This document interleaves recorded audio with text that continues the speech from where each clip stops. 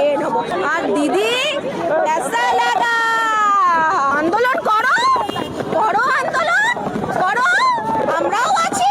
আজকে ছাত্র আন্দোলনের নামে এরা গুন্ডা আন্দোলন করেছে। দেশকে এরা গাদ্দার, এরা দেশের গাদ্দার, এরা দেশদ্রোহী, এরা আন্দোলন করেছে।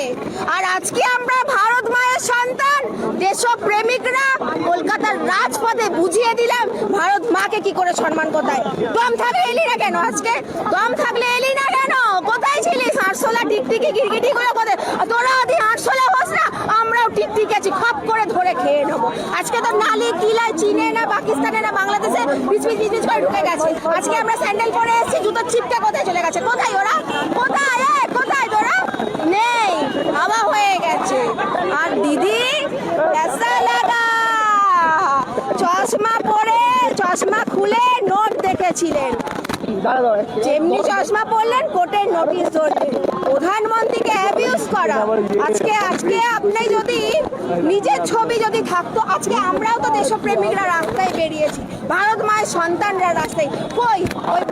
ওই মহিলার তো ছবি নিয়ে আমরা নিয়ে বেরাইনি। আজকে উনি বলছেন যে আমি জানি না কিছু। আজকে উনি বলছেন যে আমি ওখানে চশমা খুলে দেখেছি। চশমা ছিল না, এখন লেন্স পরতে পারতেন। আমরা দেশের ভারতের মাথাটা গিয়ে চাঁদা তুলে ওনার চশমা দিতাম। কি করবে? সিনেমাতে আর চান্স নেই, সিনেমা চলছে না, ঠিক আছে। 50 বছরের মহিলা, ওনার মুখে এইসব কথা মানায় না। আজকে উনিও তো একজনের মা, ওনার এই মুখে এইসব মানায়? উনি এখন সাইসা দিচ্ছেন যে আমি চশমা খুলে দেখেছি।